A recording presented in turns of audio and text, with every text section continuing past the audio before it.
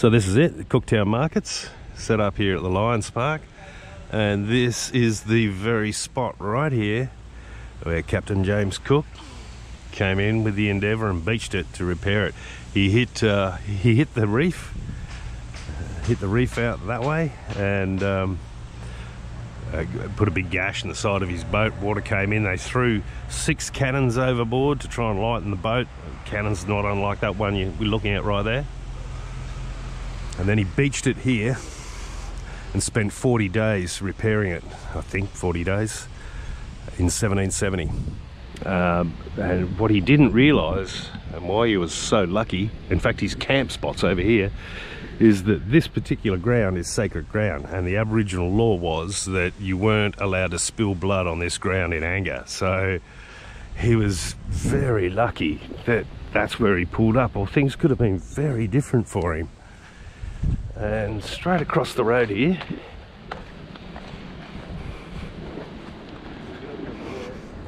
is where he actually camped. And there's a little shed over here that says Captain Cook camped here.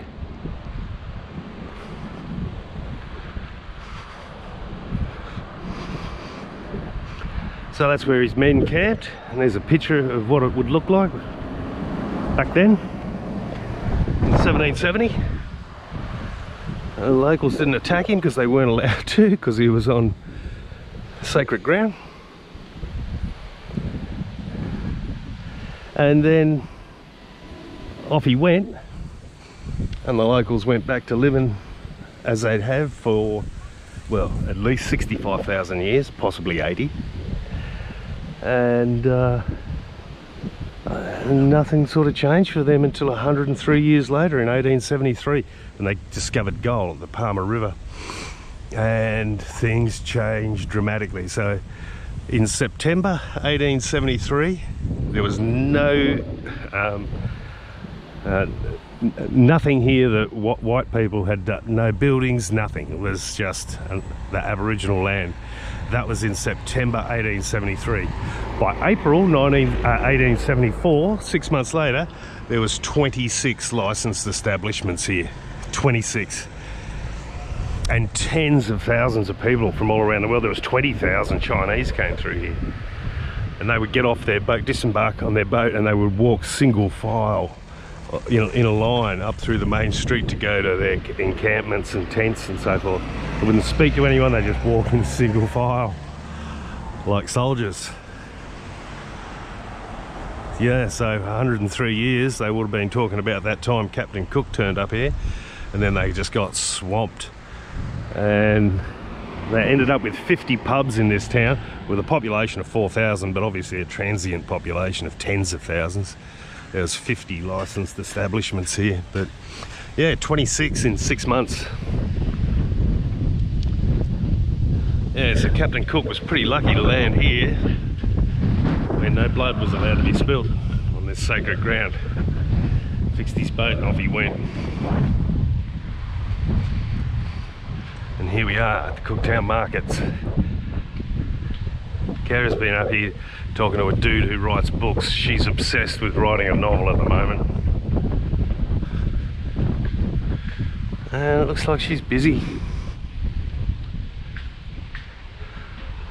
Looks like there's about 6 stalls to the Cooktown market, but a few people about. It's a Driftwood Cafe over there where me and Will have breakfast.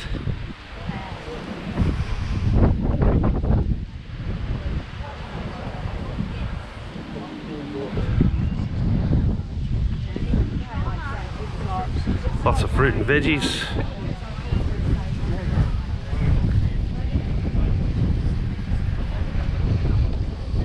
Coffee. A couple more stalls up here, and that's it.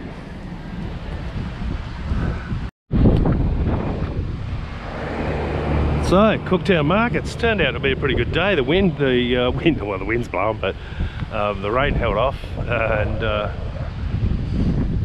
there's about 6 stalls. There's plenty of tourists. Kara's had one of the better days, she said. guess, because there's only 6 stalls and there's plenty of tourists. So yeah, pretty good day. Rain held off. Here's a statue of a miner off to seek his fortune. At this spot, the 24th of October, 1873, the vessel, the Leichhardt, discharged its cargo of government officials, miners, horses, supplies for the trek to the Palmer River, where they found the biggest or second biggest alluvial deposit in Australia, I think, at the time. Anyway, well, it would have been the biggest at the time. And then miners from all around the world, numbering in the tens of thousands, well, there's 20,000 Chinese, quickly followed. The flow of people, supplies through the port established Cooktown as one of Queensland's most prosperous towns and the state's second busiest port. So, isn't that strange? Cook's pulled in here in 1770. He's landed on sacred ground, spent 40 days here repairing his boat, and then he's gone. So the Aboriginals were then just free to live their lives from 1770 until 1870, 100 years later, and then they just got swamped by people.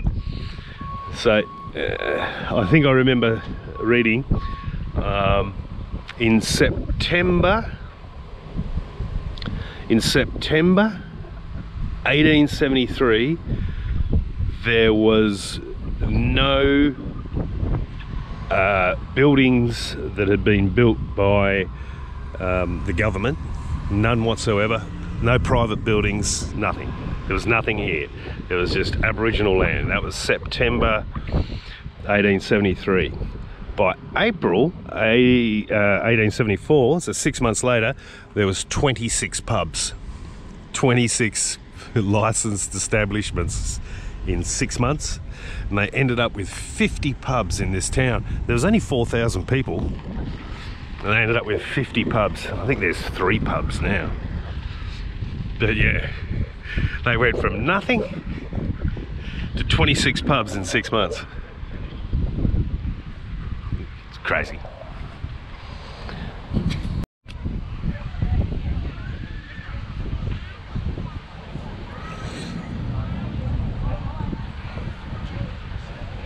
This is the Powder Magazine, one of the few original buildings standing here. It was built in 1875, 76 for the Department of Ports and Harbours, Queensland.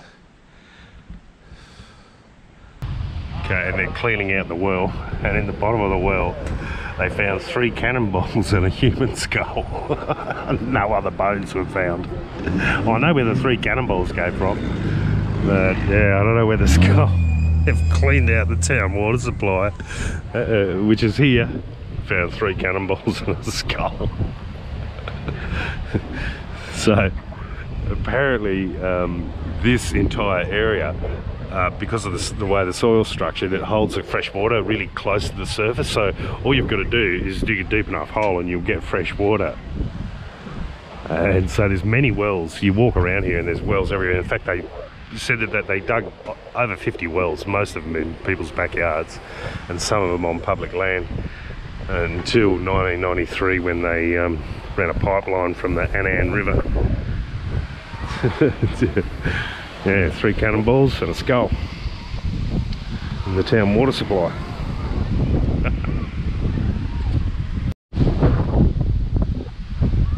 So they sent this cannon here on about 1900 to stop the invasion of the Russians, and they sent 1 cannon, 1 officer, 3 cannonballs and 2 rifles. So that's what they sent. It was cast in Scotland in 1803, the cannon, and given by Queen Victoria to the new colony. And then yeah, Cooktown were worried about getting it invaded by the Russians, so they sent 1 officer, 2 rifles, a cannon and 3 cannonballs there. 3 cannonballs, 2 rifles and a cannon. But I can't work out what this inscription is. 1, 2, 3, and if you have a look, from 0 to 1 is about 48 mil, 1 to 2 is about 52, 53 mil, and 3 to 2 is about 58 mil. And it's the same on the other side. 3 to 2, 58, 2 to 1, 52, 1 to 0, 47, 48 mil. So I don't know what that does or why they're like that. Interesting.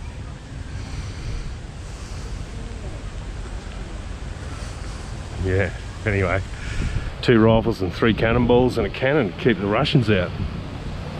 And they still use this cannon for ceremonies. It was last used in 1987, last used for defensive purposes in 1987 in the Army exercise Diamond Dollar. The cannon's now fired exclusively at special events, including the annual reenactment of Captain James Cook's landing. So it still works. Not bad, really, since I was made in 1803. If you had a car that lasted that long and still worked, you'd be happy.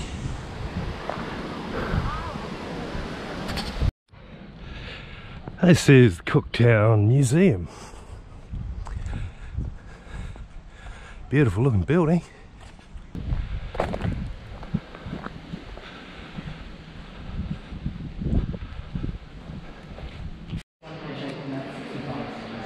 There's the Endeavour, 366 tonnes.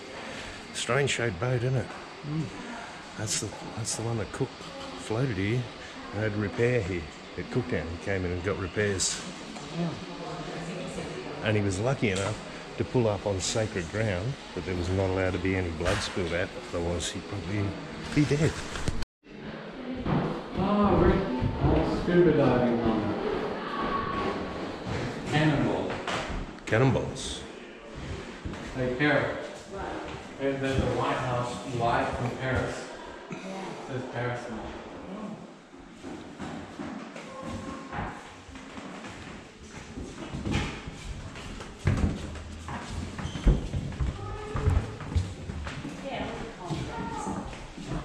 Convent for it says a convent, right? it was convent for nuns. Like they're called.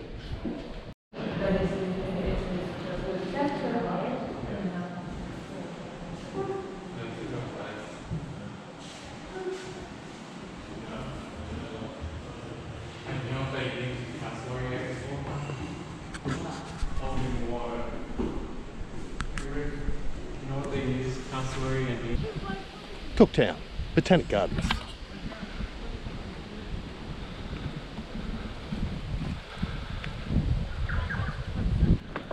Hey Rick, there's a snake. Where? Right there. I can see it. This is the Bush Tucker Garden. Here you're going to learn something. Lemon myrtle is probably the most popular Australian native herb. It is lemon lime flavoured and is used to complement savoury and sweet dishes. It's a myrtle right there. It's flavored, Carrie. You eat it, you don't smell it. No, I just smelled Show it. us how you eat it, Will. I was smelling it to see what it was first before I ate it. What's it taste like? What, lemon? Swallow it. Oh, that's actually nice. It's actually nice. Does you learn something here, didn't I? Yeah.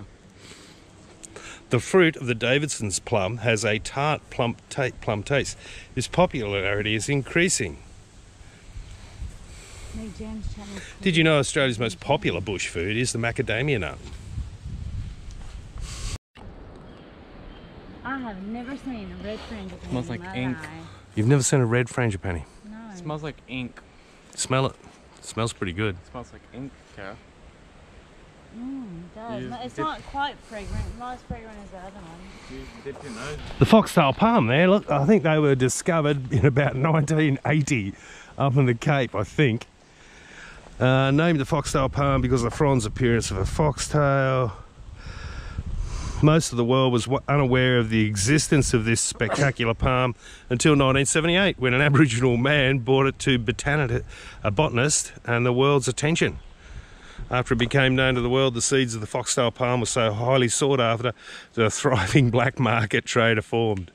Illegal collectors nearly decimated the wild populations of this palm, but ultimately has become widely distributed to the point where it's now one of the world's most popular palms.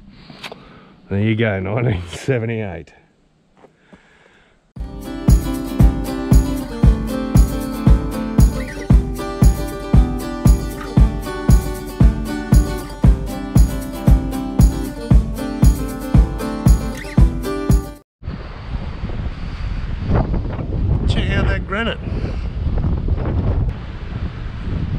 Will's got a toy gun.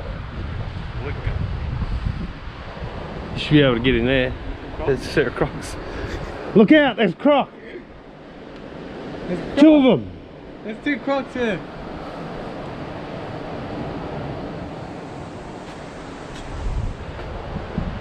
Be careful, Kara, there's 2 Crocs here. Huh? Yeah, there, right there.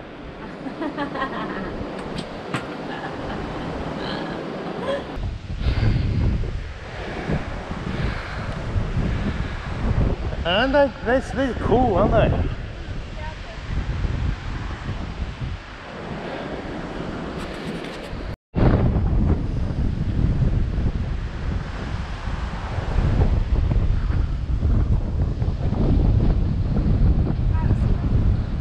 See ya.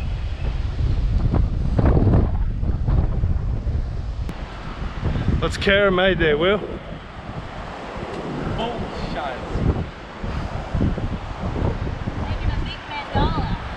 That's Kara's mandala. Nelson.